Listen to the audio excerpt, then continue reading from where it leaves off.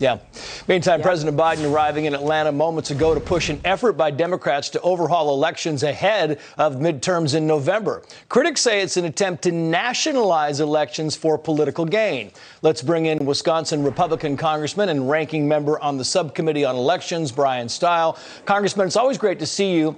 The Democrats are framing this, as you well know, as voting rights legislation, saying that the Voting Rights Act of 1965 is being violated and that minority votes are being suppressed. How do you counter that narrative or change that narrative?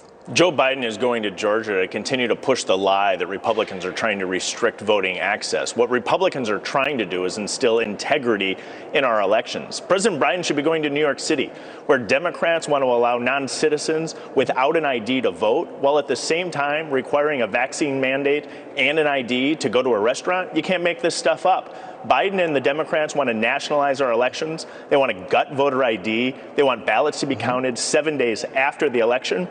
It's exactly the opposite of what we should be doing. We should be working here in Washington to instill integrity in our elections. Yeah, we talked about this earlier, but framing this is a big issue. You know, last week we saw President Biden and Vice President Harris equate the January 6th riot with 9/11, with Pearl Harbor. And now you have House Speaker Nancy Pelosi also using January 6th in this debate. Watch. What the Republicans are doing across the country is really a legislative continuation of what they did on January 6th, which is to undermine our democracy, to undermine the integrity of our elections. A continuation, Congressman, of what they did on January 6th. Your response? The Democrats are using everything they can to nationalize our elections, to force California and New York-style elections on all 50 states. What we need to do is inform the American people how disastrous, whether or not you call it H.R. 1, H.R. 1 Light, the Manchin Compromise, they all do the same thing. They move the power of our elections to Washington, D.C. They gut voter ID. They legalize ballot harvesting. They put federal dollars into politicians' re-election campaigns. This is not what we want. We want to instill integrity in our elections, and we have to go and fight for the American people to instill integrity in our elections and prevent a national takeover. Let's talk about this push to suspend the filibuster. Your former colleague, former GOP Congressman Jim Sensenbrenner, who introduced bipartisan voting rights amendment back in 2015, wrote in this op-ed in the Wall Street Journal. He writes in part, quoting here, Democratic efforts to suspend the filibuster to pass either bill present a clear danger to the crown jewel of American liberties and would mar the law's half-century bipartisan legacy. Did he get it right?